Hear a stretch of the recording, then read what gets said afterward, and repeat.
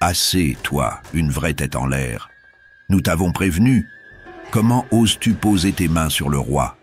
Tu le paieras très cher, femme inutile. » Il était une fois une belle femme nommée Michel. Elle était connue pour son magnifique sourire et sa gentillesse. Son surnom était la Souriante, comme l'on l'appelait affectueusement. Elle était une personne joyeuse qui s'assurait toujours que son entourage soit heureux à sa manière. Elle possédait une petite entreprise où elle tressait de magnifiques paniers qu'elle vendait au grand marché. Ces paniers étaient utilisés pour la décoration intérieure, comme organiseur de bijoux et bien d'autres usages. Son talent était si reconnu que sa renommée dépassait sa ville, atteignant même les villes avoisinantes qui venaient faire affaire au grand marché. Le jour de son mariage, tous ses clients vinrent célébrer avec elle. Ils étaient heureux et il y avait une abondance de nourriture.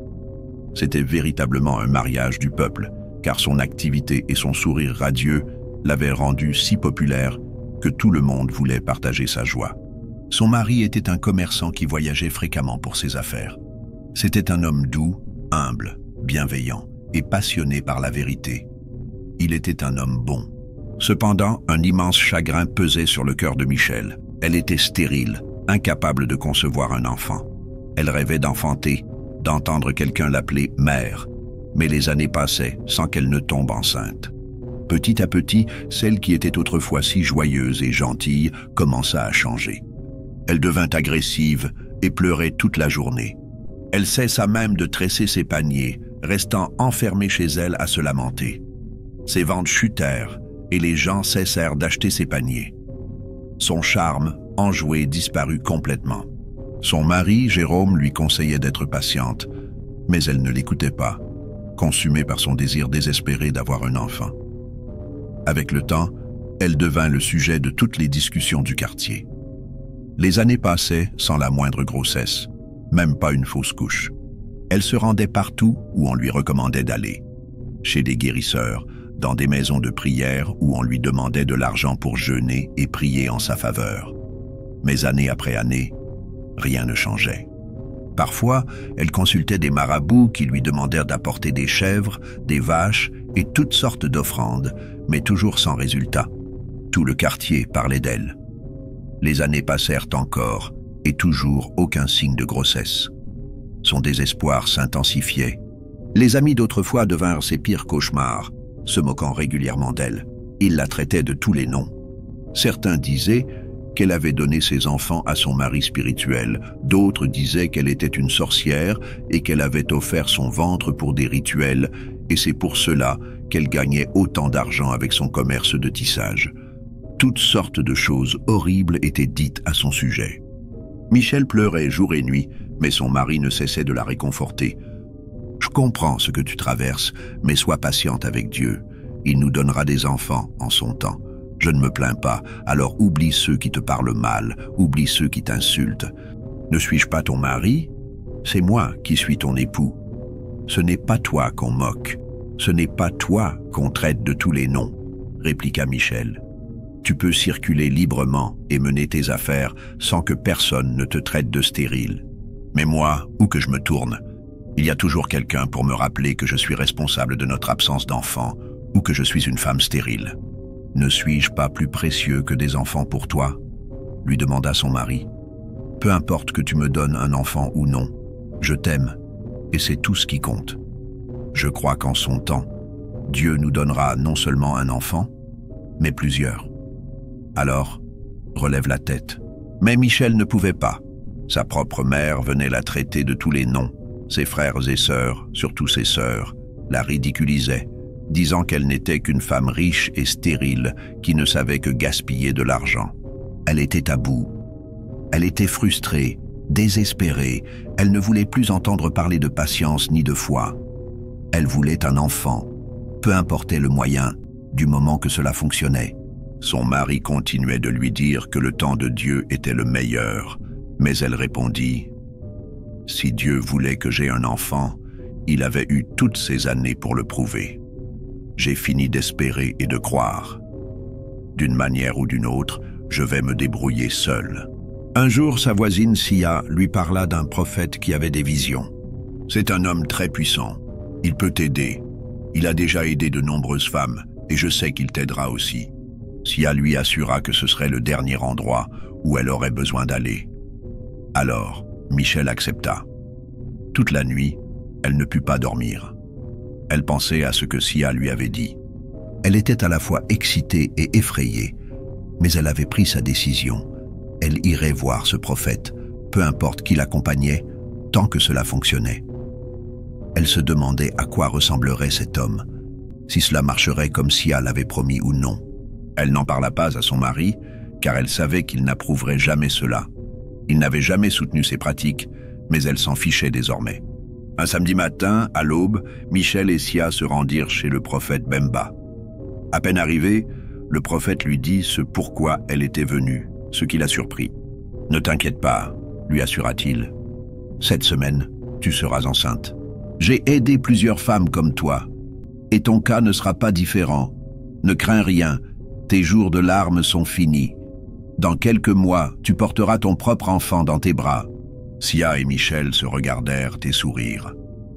Sia était heureuse pour elle, et Michel avait le pressentiment que c'était la dernière fois qu'elle chercherait un enfant ailleurs. Elle aurait enfin un enfant. Mais tu dois savoir ce que cela implique, ce que tu dois faire et ne pas faire, lui dit Bemba. Peu importe ce qu'il faut, je suis prête. Je suis fatiguée des moqueries, de la honte, du mépris et de tous les noms qu'on me donne. Très bien alors.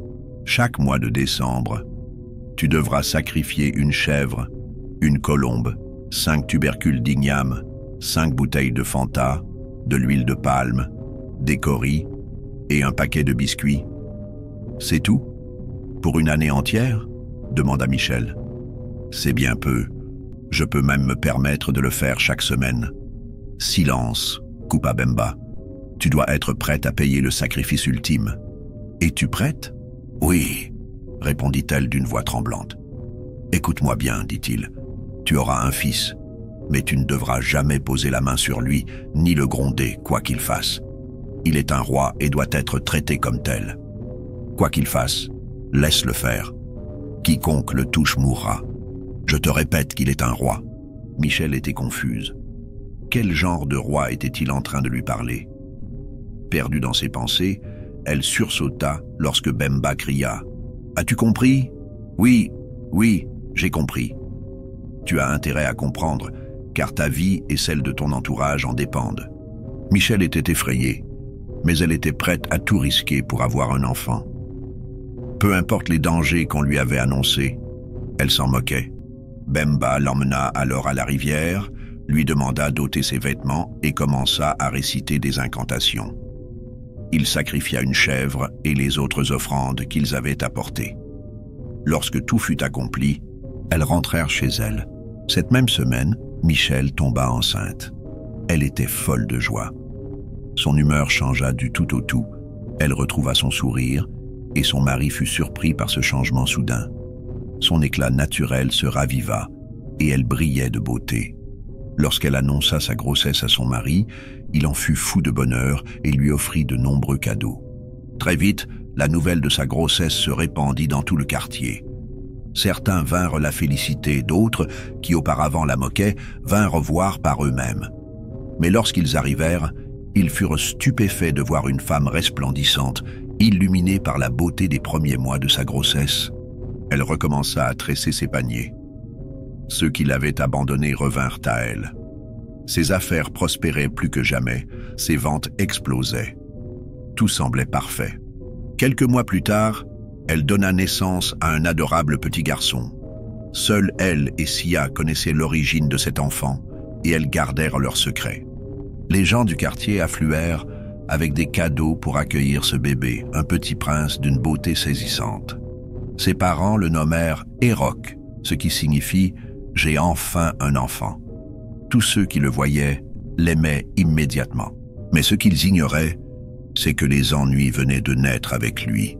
Dès sa naissance, Eroc pleurait toute la nuit, empêchant ses parents de dormir. Dès que le jour se levait, il s'endormait profondément. Ce manège dura pendant les 7 premiers mois de sa vie, puis s'arrêta brusquement. Michel pensait que c'était fini, mais elle ignorait que ce n'était que le commencement.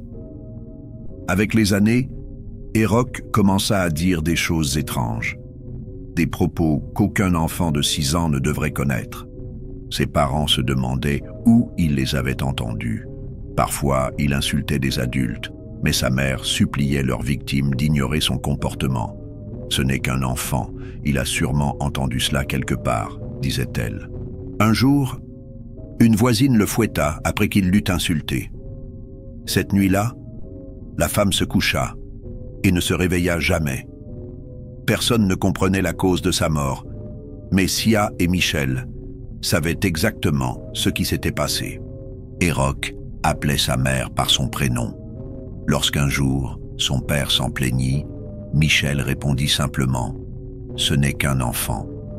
Mais son mari n'était pas convaincu. Une nuit, il réveilla Michel en plein sommeil. « Je n'aime pas la façon dont tu élèves cet enfant. Tu le gâtes trop. Je sais que tu as souffert avant sa naissance, mais s'il te plaît, ne le laisse pas devenir un fardeau pour nous demain. Élevons-le dans la crainte de Dieu. » « J'ai compris, » répondit Michel fatigué. « Puis-je me rendormir maintenant ?» Cette même nuit, Jérôme fit un rêve terrifiant. Une femme étrange lui apparut et lui lança un avertissement. « Erock est peut-être ton fils, mais il est un roi. Notre roi. Il n'est pas un enfant comme les autres. Fais attention à la manière dont tu lui parles. Ne lève jamais la main sur lui. Si tu ne m'écoutes pas, tu risques ta vie. Je t'ai averti, ne viens pas dire que je ne t'avais pas prévenu. » Jérôme se réveilla en sursaut, tremblant de peur. Il raconta son rêve à sa femme, mais elle fit semblant d'être surprise, alors qu'elle savait exactement ce qui se passait. Dès ce jour, il n'osa plus jamais regarder Erock dans les yeux, encore moins le toucher. Il se demandait quel genre de roi était Erock et ce que signifiait réellement cette phrase « Il n'est pas un enfant ». Cette idée le tourmentait profondément. Déjà, 5 personnes étaient mortes dans le quartier après avoir osé gronder Erock. Une femme et son fils trouvèrent la mort parce que Erock avait pris le ballon du garçon, et lorsque sa mère le lui reprit en le grondant, ils s'endormirent tous deux cette nuit-là et ne se réveillèrent jamais. Dès lors, tout le quartier craignait l'enfant. Il était mystérieux et malicieux, semant le trouble partout où il passait. Les habitants interdirent à leurs enfants d'approcher Michel ou son fils. Jérôme, son père, était un homme très occupé qui voyageait souvent pour ses affaires. Mais depuis sa rencontre avec la femme étrange en songe, il était terrorisé. Il avait remarqué un détail troublant.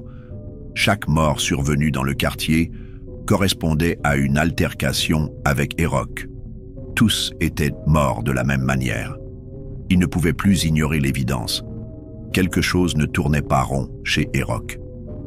Et il était convaincu que sa femme était au courant, car elle ne le grondait jamais, ne le corrigeait jamais. Alors, il préférait prolonger ses séjours à l'étranger, envoyant juste de l'argent pour leur entretien. Il appelait Michel tous les jours pour prendre des nouvelles, mais il évitait de rentrer chez lui. Pendant ce temps, Michel commençait à regretter amèrement ses choix. Elle était épuisée par le comportement d'Erock, mais elle ne pouvait rien y faire. Elle avait reçu des avertissements stricts. Elle ne devait l'emmener nulle part, pas même à l'église. Elle se sentait prise au piège, réalisant trop tard qu'elle aurait dû être patiente. Maintenant, il n'y avait plus d'issue. La joie de la maternité s'était transformée en un véritable cauchemar. Pire encore, lorsqu'il la surprenait en train de pleurer, Erock riait d'elle. Plus il riait, plus elle pleurait.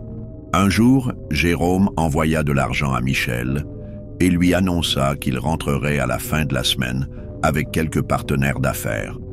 Il lui demanda de préparer un bon repas pour leur réunion, car ils passeraient la nuit chez eux. Ils en parlèrent le jeudi soir, et Michel fut folle de joie. Après plusieurs mois d'absence, son mari rentrait enfin. Mais Erock, lui, n'était pas content. Il détestait son père. Le vendredi matin, Michel se précipita au marché pour acheter tout ce dont elle avait besoin afin de cuisiner pour son mari et ses invités. Ils arriveraient très tôt le samedi matin. De retour chez elle, elle prépara le repas et nettoya la maison. Une fois Erock rassasié, Elle lui dit de rester à la maison, le temps qu'elle se rende au marché du soir pour vendre quelques-uns de ses paniers. Lorsqu'elle revint, Michel découvrit avec horreur que Héroc avait renversé toute la nourriture qu'elle avait préparée par terre. Furieuse, elle cria « Sais-tu combien cette nourriture m'a coûté? Sais-tu combien de temps il m'a fallu pour la préparer? Ton père est déjà en route et arrivera demain matin avec ses partenaires d'affaires. Comment veux-tu que je prépare un autre repas cette nuit ?» Cette fois-ci, c'en était trop. Elle ne pouvait plus tolérer ces actes malveillants. Elle le saisit, le coucha au sol et le frappa violemment sur les fesses. Pour la première fois, Héroc pleura et hurla de douleur. En entendant ces cris, les voisins accoururent. Lorsqu'ils virent la scène, ils furent surpris que Michel ose enfin le punir. Mais au lieu de l'arrêter, ils l'encouragèrent « Continue, bats-le, il en a besoin !» Michel le frappa jusqu'à ce qu'elle soit satisfaite. Mais cette nuit-là, ils vinrent. « Nous t'avions prévenu. Comment as-tu osé ?» Michel les fixa sans peur et éclata de rire, un rire amer, empli de soulagement et de défi. « Je savais que ce jour arriverait, mais je ne pensais pas qu'il viendrait aussi vite. Au moins, je suis enfin libre de ce cauchemar que vous appelez un enfant. Faites ce que vous voulez, je suis prête à mourir. Je suis même heureuse de l'avoir battu autant que je le voulais et de l'avoir entendu hurler et pleurer pour une fois. » Ils se tournèrent vers Héroc. « Que veux-tu que nous fassions d'elle ?» Héroc, en sanglots, répondit « Prenez sa vie. » Cette nuit-là, ils la tuèrent dans son lit. Puis, Héroc se coucha à côté d'elle et mourut à son tour, tandis que son esprit retournait avec les siens. Au matin, lorsque Jérôme arriva enfin chez lui, il découvrit avec horreur le corps sans vie de sa femme et de son fils. Il tomba à genoux et pleura amèrement. « Je dois savoir ce qui leur est arrivé. Je ne les enterrerai pas tant que je n'aurai pas découvert la vérité. » L'un de ses associés lui dit « Je sais où tu peux trouver des réponses. » Il l'emmena alors voir son pasteur, après des prières, qui lui révéla toute la vérité. « Ton fils vient du royaume marin. Ce n'était pas un enfant, mais un roi. Il voulait faire l'expérience du monde des humains, et il est venu à travers ta femme, car elle s'est rendue disponible par son impatience. Ton fils a une femme et des enfants là-bas. C'est pour cela que vous aviez reçu l'avertissement de ne jamais le toucher. Ta femme savait tout, comment elle a obtenu cet enfant, l'accord qu'elle a passé, les sacrifices annuels. Mais elle était fatiguée de son comportement, elle n'en pouvait plus. Elle était épuisée par ses actes maléfiques et a fini par poser la main sur lui, ce qui était une violation du pacte qu'elle avait conclu. C'est pour cela qu'ils l'ont tué, et Héroc est retourné avec eux dans son véritable royaume. Le pasteur poursuivit. « Je sais que tu aimais ta femme, mais les paroles des gens autour d'elle étaient trop dures. Elle était frustrée et a cru faire ce qui était le mieux, pensant que c'était la seule option qu'elle avait. Elle n'avait pas la patience d'attendre le temps de Dieu. » Le mari éclata en sanglots. « Je l'avais prévenue. Je lui avais dit de ne pas laisser son désespoir la consumer, mais elle ne voulait rien entendre. » Brisé, il retourna chez lui et enterra sa femme et son fils. Leur histoire devint une leçon pour toutes les femmes appelées stériles. Il ne faut jamais se précipiter, peu importe le temps d'attente. Il porta le deuil de longues années avant de se remarier. 1 an après son second mariage, sa nouvelle épouse mit au monde des triplés, 2 garçons et une fille. Ce que nous devons retenir dans cette histoire, être patient. Ne te précipite jamais à cause des paroles des autres. Les gens parleront toujours. Garde la foi et reste positif. Ne perds jamais ta foi même si cela semble difficile. Au bon moment, tout arrivera à toi.